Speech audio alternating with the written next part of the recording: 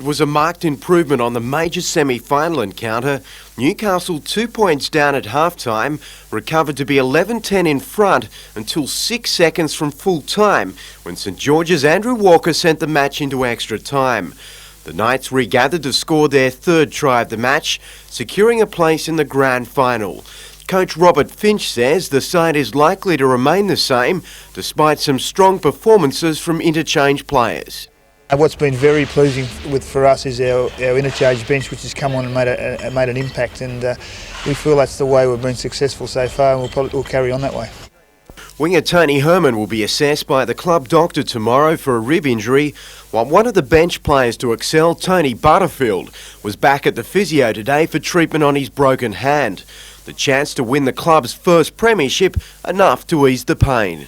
It'd be more than a bonus. It's hard to describe in words what a grand final would mean to me personally and to the team and to the club. It will be a huge occasion for us. Meantime, Finch will fly to England early next month after employing a club fitness instructor to meet up with new first-grade coach Mal Reilly. Reilly is continuing discussions with several players in England, with former Knights player John Schuster a strong tip to return to the club.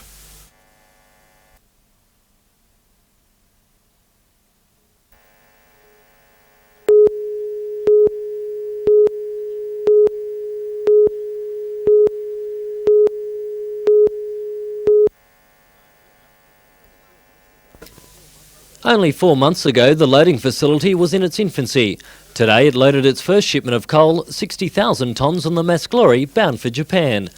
The berth has a loading capacity of 6,000 tonnes of coal an hour, with a bulk carrier like this filled in less than a day. The facility allows the port to load 2 ships at once, which will mean extra coal arriving in foreign ports, running into the millions of tonnes. Well, last year we exported 45 million tonnes. The berth will increase our capacity to 53 million tonnes, and further expansions will take it even further. The Port Waratah Coal Service says the expansion reflects the confidence it has in the future of the Hunter, one of the boom coal-producing areas in the world. With the commissioning of our second berth, it means that PWCS in Newcastle are the world's biggest coal loading terminal, equal to the Richards Bay terminal in South Africa. The berth is part of a $150 million upgrade of Kooragang by the Port Waratah Coal Service, with half to be spent on increasing the stockyards capacity by 1 million tonnes. The construction is expected to indirectly create 30,000 jobs in the coal industry by the year 2000 and boost Australia's trade balance by $1 billion a year. Meanwhile, damage to Kooragang Wharf No. 4 has stopped coal loading at that berth, but the slack has been taken up by the new facility. Richard O'Leary, NBN News.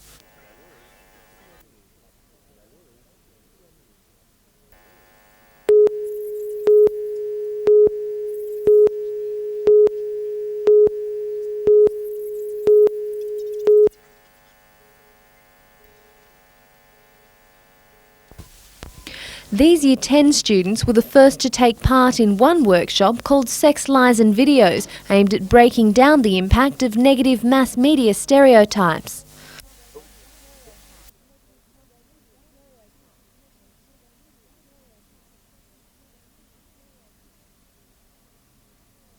There's a whole emphasis on pleasure and sexuality, which is coming through much stronger than ever before, I think. So there's a big pressure on that. I think everyone's doing it because that's what the media is saying, that's what the songs are saying.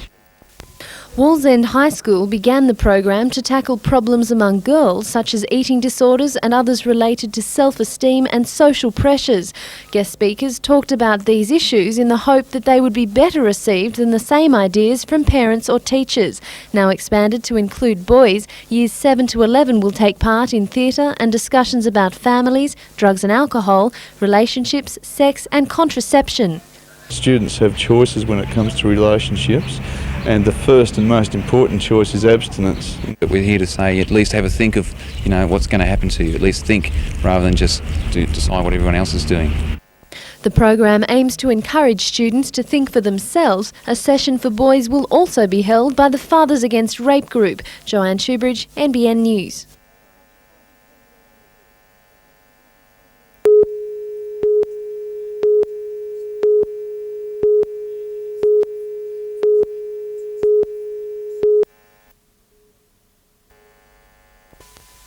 So far this year, the John Hunter Hospital has treated nearly 300 trauma patients. From falls through to serious, usually motor vehicle accidents. Things like violent crime are not very common. The commonest sort of single injury would probably be fractured hip in elderly ladies. As part of a revamp of trauma services, a specially designed computer software package has been introduced. Its job is to gather data from minor to critical cases, but it's also helped streamline patient care across the various departments, including emergency, surgical and rehabilitation. Because of the trauma coordinator, we've been able to get all those units to work well together and improve the team approach to the management of trauma. In the past 6 months, data has shown the John Hunter is one of the state's busiest trauma centres. As the system improves, the service may be extended to the wider community. This would allow a more effective and appropriate referral pattern and allow those people who are recovering from the sort of care they've needed here at the John Hunter to go out to their peripheral or regional hospitals at an earlier date. Melinda Smith, NBN News.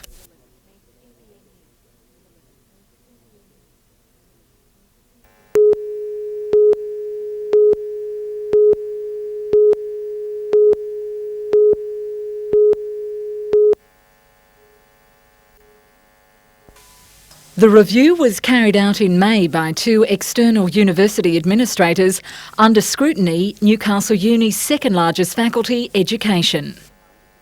It's had major problems of adjustment, more than others perhaps, as a consequence of the amalgamation. Some of the findings are serious. The report states the overall range and quality of courses offered are questionable. It also identifies a lack of direction and claims the faculty is out of touch with what's happening in schools. That aspect of the report is of great concern to us. We believe it not to reflect reality, that indeed I believe the pre-service components of our teacher education program have enjoyed excellent relationships with the local teaching profession. Recommendations include a drastic cut in part-time staff and replacing the Bachelor of Education degree with a 5-year double degree for secondary teachers, 4 years for early childhood teachers. Late this afternoon, a faculty meeting discussed the report. While there's support for most recommendations, it's believed some aspects are bitterly opposed. A formal response will be prepared for the Senate meeting next month.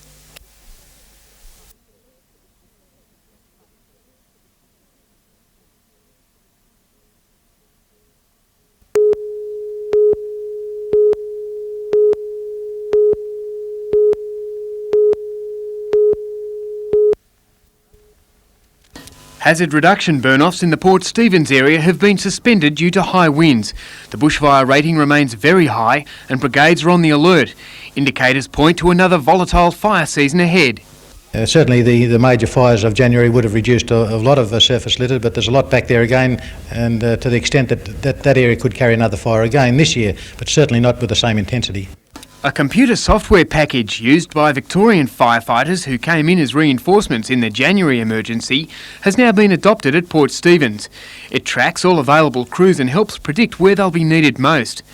Tonight, several fires are burning in forest areas of the Great Lakes Shire and hotspots are being monitored in Port Stephens. While we're comfortable today, we can't drop our guard.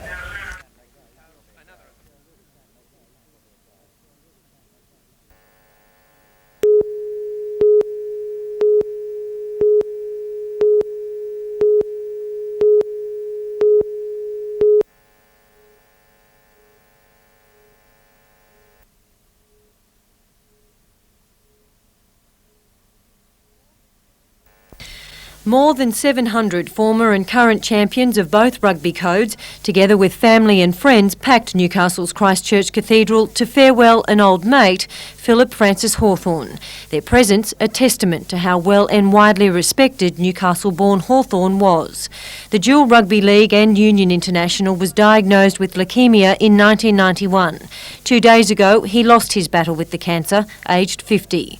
Former Newcastle teammate David Fairfull recalls the courage and talent of the man, known fondly as Filthy Phil. Phil occupies a very special place in Australian football history. He was just not a dual international, he was a most gifted player. An inspirational player It was the way he played that really set Australia in a new rugby direction. Phil Hawthorne is survived by his partner Sue and 4 children, Mark, Melissa, Adam and Scott. There are few people who come across our path in life who inspire us, whose example encourage us, whose own efforts and own contributions illuminate us. Phil did all these things, and people remember him.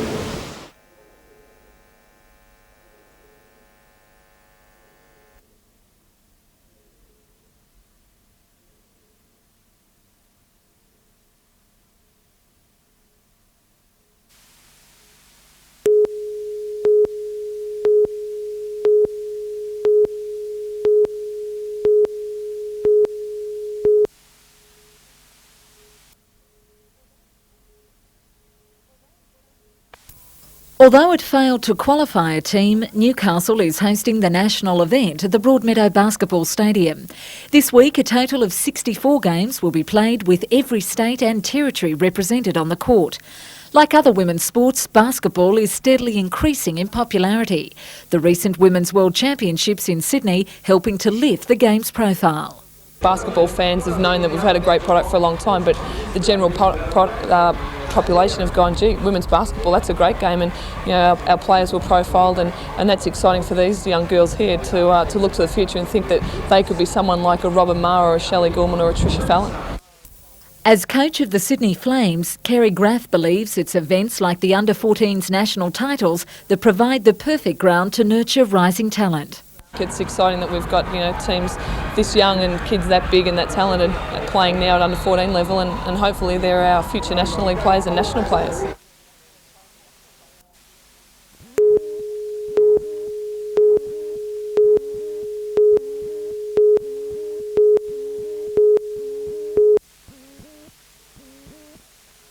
Drive along any major highway to Adelaide, Mildura or Griffith and you're bound to come across signs like these. They mean you're about to enter a new tri-state quarantine zone launched to protect orchards against Queensland fruit fly.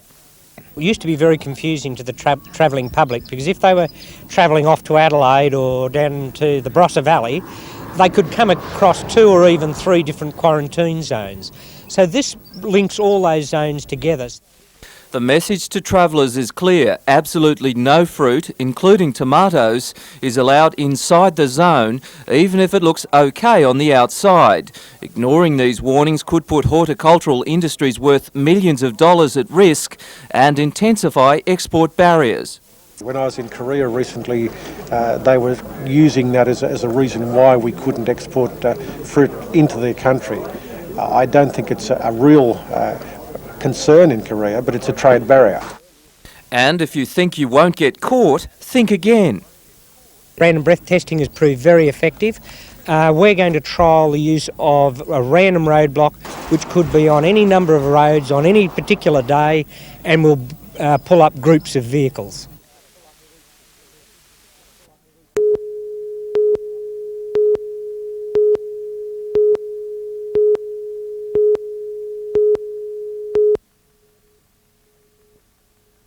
The Lake Macquarie City Council and James Mullen Developments, headed by Greg Moylan, have been at loggerheads over various sections of the Penny Beach project. A 1988 development approval for a marina near Cam's Wharf will lapse unless work starts soon. The developer approached council to commence the job in stages. The first, a 30-metre-long wharf and boardwalk linking residential blocks and infrastructure. The proposal was rejected last night. Well, this is the second time Greg Moylan's lodged an application to try and get out of his obligation to build a road and an overpass over the highway. The second thing he's seeking to do, I believe, is to have a sham commencement of the development and preserve his development application for some years. It's not a sham. What we are attempting to do is, in fact, start the marina. The marina is an entity in its own right. It remains the marina that was consented to by the council under the Gordon Pacific project. And the description of what we are attempting to do as a sham was, I think, quite inappropriate. The planned marina, hotel and retail centre would enhance the major component of the development, which is housing. The Penny Beach project comprises 650 hectares from the lake to the coast and could see 4,000 sites built over the next 10 years. The developer is likely to appeal against Council's decision on the marina in the Land and Environment Court. Andrew Lobb, NBN News.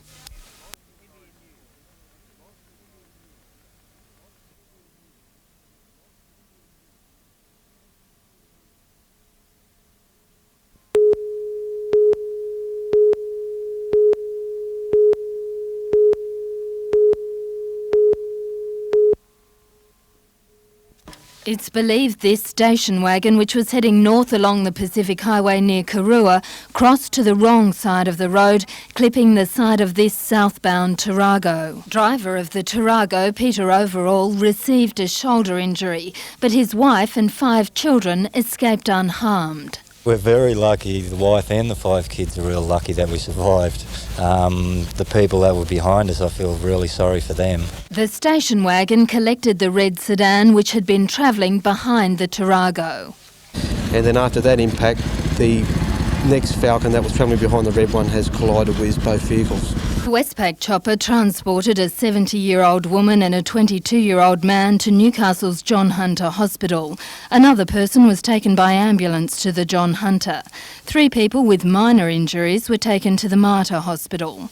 Police are warning drivers to take care on the roads during the school holidays.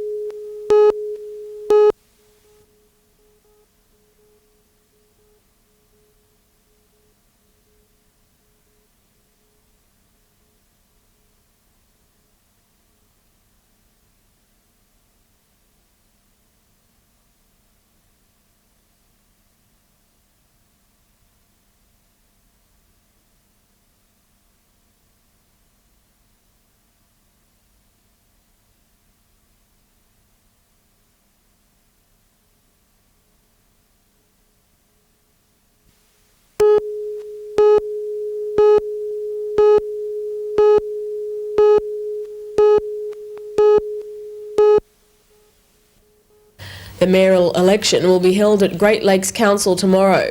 According to the Mayor Sandra Machin, regardless of the outcome, she'll give her support to the winner, even though some of her own councillors have failed to support her. Mrs Machin says since new senior staff were appointed earlier this year, several councillors have deliberately disrupted the decision-making process. She claims to have been the subject of innuendo and slurs on her character that have harmed the community as well as herself. What allegations have led you to take legal action? If my husband and I didn't have a very strong marriage, we would be in all sorts of trouble. Yeah, so they're of a personal nature? Absolutely, and so hurtful that you can't believe. The Mayor says her health has suffered. She's now taking blood pressure tablets. But more important, the reputation of council has suffered. She says council has missed out on government funding for grants because of the internal troubles. But it's not in her interest to reveal the details, as they'll be included in the legal proceedings. Tracy Walsh, NBN News.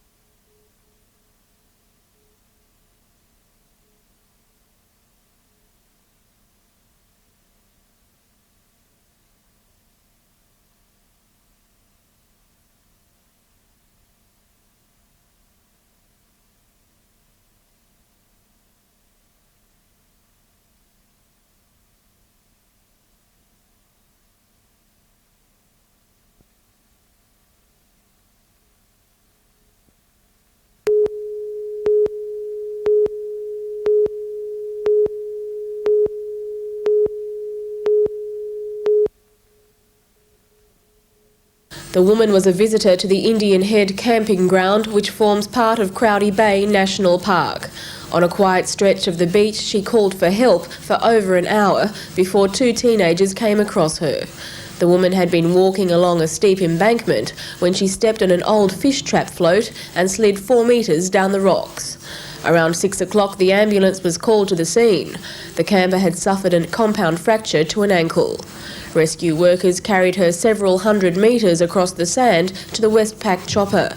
She was flown to the John Hunter Hospital in Newcastle. Tracy Walsh, NBN News.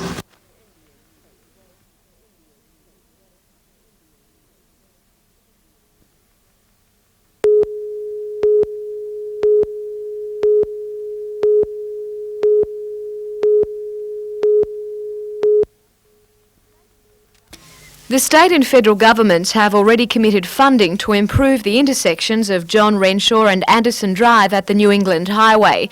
Now for the marginal state seat, Transport Minister Bruce Baird is promising to upgrade South Seas Drive and Metford Road at Ashtonfield and Chelmsford Road and Ferriby Drive at Metford. Obviously it's a concern in terms of safety, the speed at which vehicles are travelling along the New England Highway and the potential for serious accidents. The roads will be included in an integrated transport study for the Maitland area. According to Mr Baird, all recommendations will be acted upon.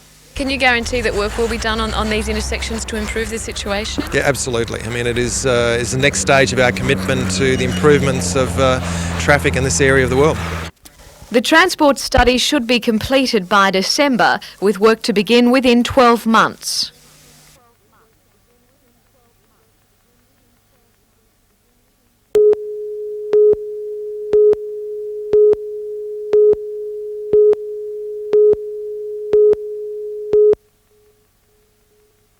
A lack of bridge maintenance has been blamed for the demise of several historical bridges in the Greater Taree City Council area. Council workers have completed substantial repairs to the existing bridge piers on the Cedar Party Creek Bridge in readiness for the new 8-metre wide deck.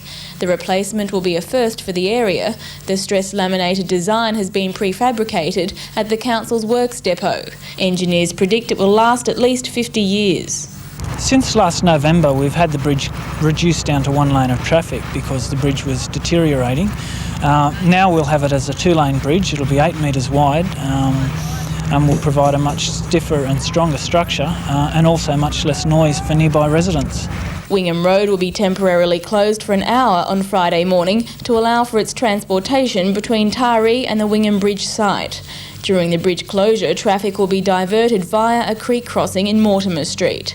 Tracy Walsh, NBN News.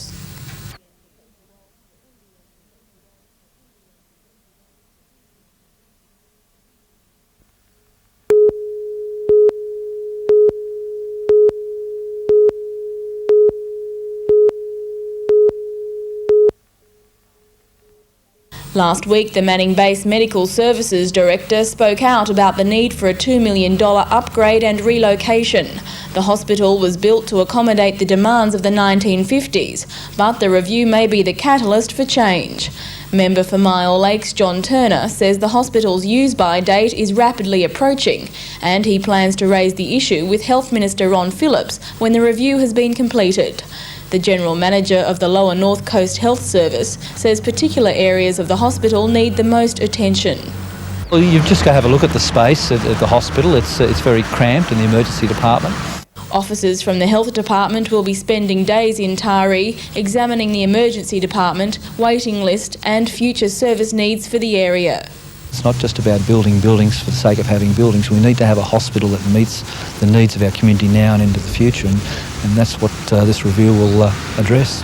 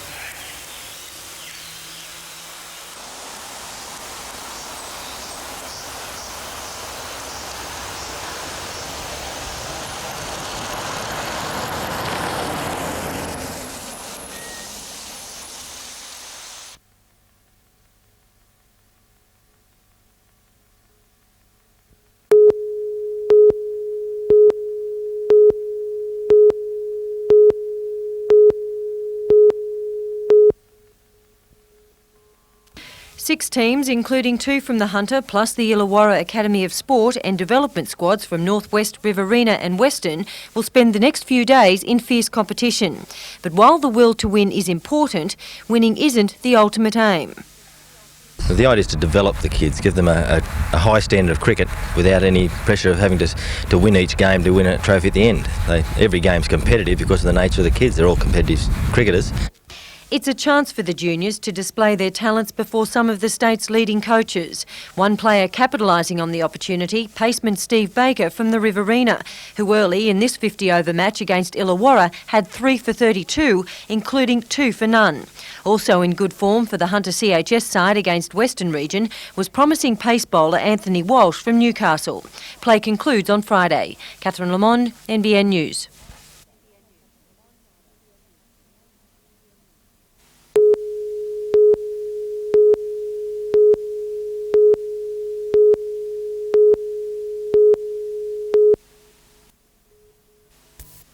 For 4 years, Karen Cummings lived in a violent relationship with her de facto husband, Gregory Garvey. In May this year, she ended the affair. 3 days later, Garvey arrived at her Belmont North house affected by alcohol and cannabis. During the argument that followed, Garvey stabbed Karen with a kitchen knife. In the months since, Karen has tried to put her life back together.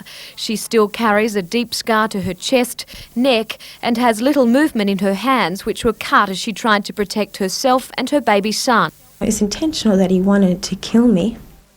Yesterday, Karen's hopes of a happier future vanished. Garvey was sentenced in Newcastle Supreme Court to 18 months jail. He's already served 4 months. I don't really see any justice in it. This is a whole life of things for me. It's wrecked my whole life, where he'll sort of get out of jail in 12 months' time thinking I've paid my dues to what I've done and it's all right now, but I don't see that it is all right. In handing down his sentence, Justice Hunt took into consideration another stabbing by Garvey which had occurred 3 months earlier. A neighbour was knifed as he intervened in a dispute between Garvey and his sister. Karen says Garvey is violent and she's afraid of him. She believes her life has been labelled as worthless by the courts.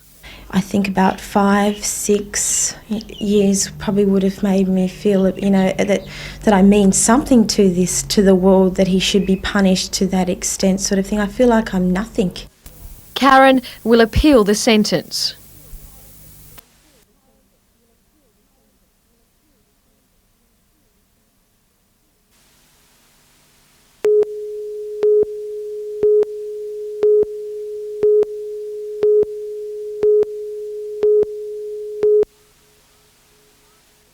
In March, BHP announced a plan to develop 200 hectares of this land, known as Belmont Sands, for housing, light industrial and tourism. An extra 130 hectares would be left as wetland. The company has submitted a rezoning application for the former mining land, claiming that a recent survey found 86% of the community supported the proposal. However, that figure is questioned by a growing group of residents who opposed the plan. We believe that the community deserves this as a parkland and a recreation area because of the scenic beauty. A community meeting will be held on Tuesday night. 10,000 leaflets are being distributed to surrounding suburbs. Even though the proposal is in its infancy, residents believe they must stop the plan before it's too late. The prospect is frightening in that once the rezoning is complete, the land is then valuable and can simply be resold to any developer who may not have the commitment that BHP says it has to restoring the wetlands.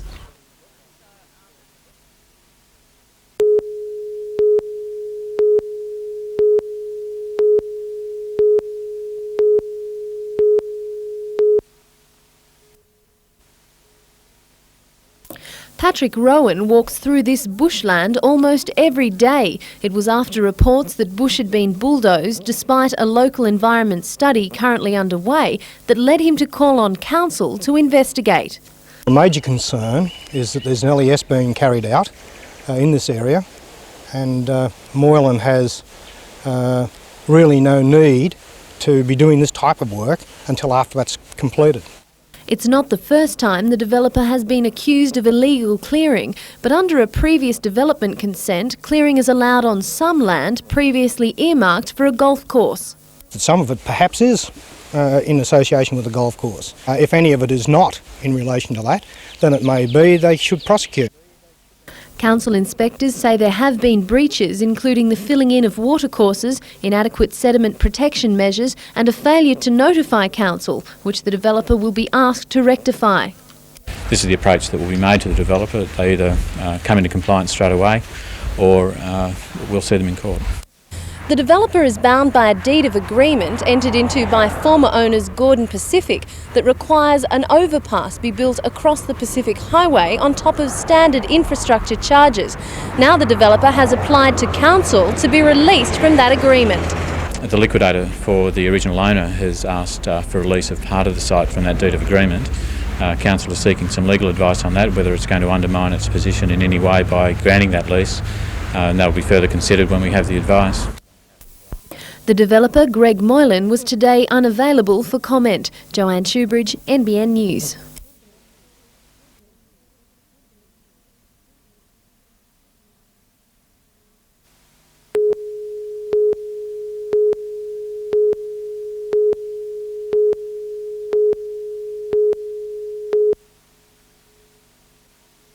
The findings of the study may be grim, but few would say they're unexpected. This graph shows that in suburbs closest to heavy industry, in both Newcastle and Wollongong, children experience breathing difficulties more often. Those children are more likely to have things like cough or wheeze than children who live further away from the heavy industry. And I think that really supports a lot of this, what the local people have been telling us. Conducted jointly by the University of Newcastle and the Area Health Service, 1,500 questionnaires have been given to children in Mayfield, Stockton, Wallsend, North Lake Macquarie, Beresfield and 5 Wollongong suburbs, and the results compiled. The second stage will see children keep regular diaries. Later, indoor pollutants and pollens will also be measured. I think there's been a general trend of improving air quality over the years. I think there are still concerns about that what's there is still not good and may be having an effect on our health. More data measuring the spectrum of air pollutants will be gathered over the next 12 months.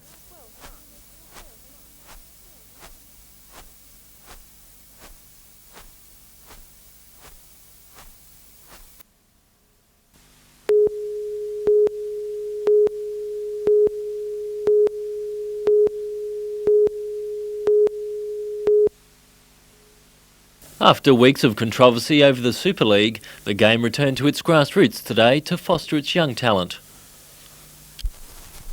A lot of them are more interested in computers and that sort of thing. There's a lot of competition around now, so you try to expose them to different sports, and one of them is rugby league. Well, there's 10 different skills stations, Richard, and as well as there are 3 other stations inside the dressing room. There's a video station, there's a refreshment station, there's a pass the ball competition as well. Out here on the field there are different ball handling skills, there's 2 tackling stations, so we cover everything that we possibly can. It's a chance for the 500 youngsters to learn some of the skills needed to make the big time. And while it may be a hard slog during the school holidays, it'll become even harder if they're to follow in the footsteps of their heroes. They said 1 in 1,000 starry-eyed impersonators walk the Winfield Cup road to glory. So if we can get 5 out of 1,000, then we're doing pretty good. Richard O'Leary, NBN News.